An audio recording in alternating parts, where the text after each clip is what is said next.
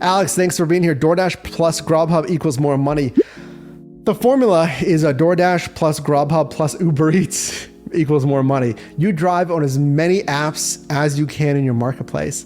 And some marketplaces like Canada, shout outs to our Canada viewers and just international viewers, is if there's other apps in your marketplace that are popular, I mean, sign up for those too.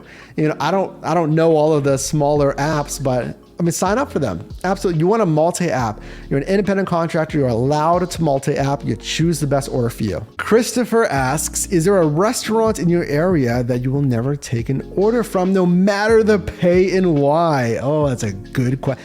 For your marketplace, if you drive for any app, should you have complete blacklist restaurants? I don't care the pay. I don't care the dollars to mile ratio. I'm never going to pick up from there. A fantastic question. The first one that comes to mind, the one restaurant that I will almost never get a chance to is McDonald's.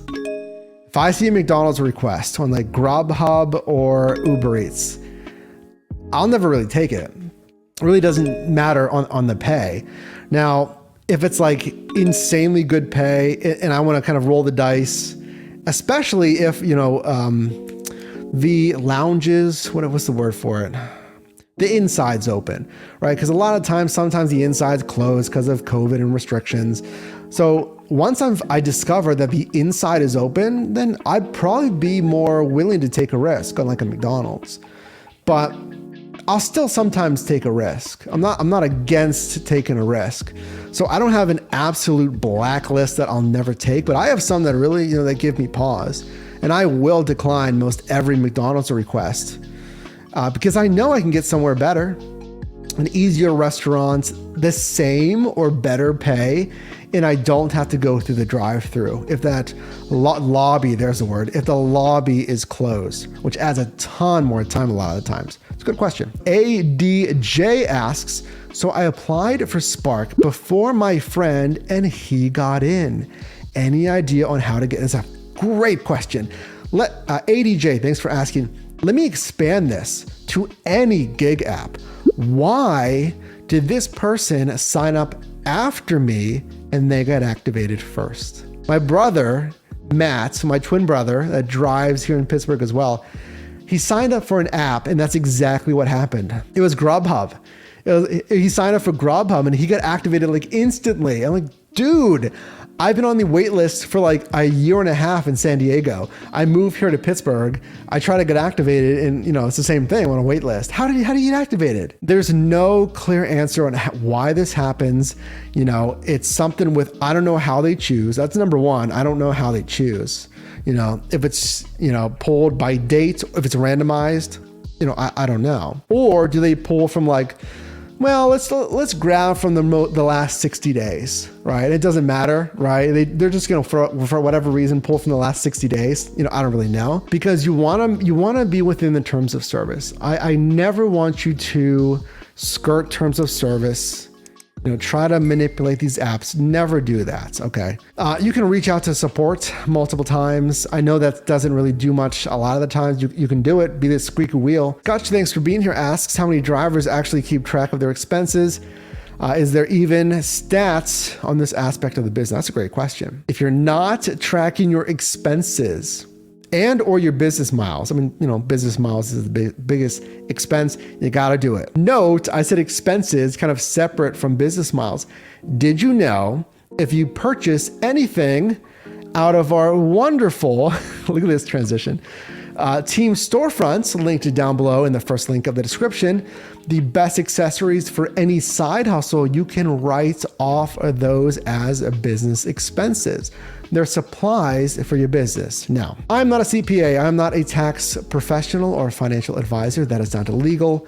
Professional tax advice, gotta say the disclaimer, of course, but to the percent that you use it for business, you should be able to write it off. You get intimidated spending 150 or 200 on a nice dash cam. Frankly, it's a very good investment. You're gonna buy it like once. It's gonna last for years. You get what you pay for.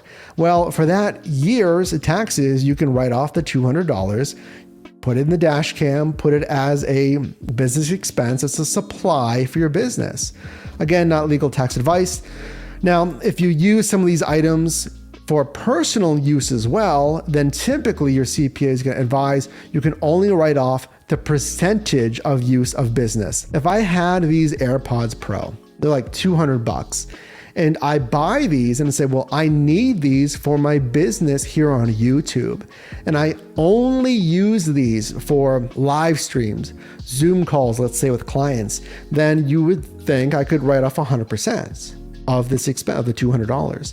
But if I use this half the time to go to the gym, listen to music, I'm not using it for business, but half of the time I am. So I can write off $100. Again, final disclaimer, not legal professional tax advice. And a suggestion, this is a great question, on extra small insulated bags. Like, why would I need an extra small delivery bag? Number one, I can write it off because it's a business expense, right? Number two, why might you want an extra small delivery? Fantastic question, Christine. So if you spend on like a smaller insulated bag, it would be great for like a boba, you know, some of those drinks, and the bobas are typically sealed on top. You don't have to really worry about spilling.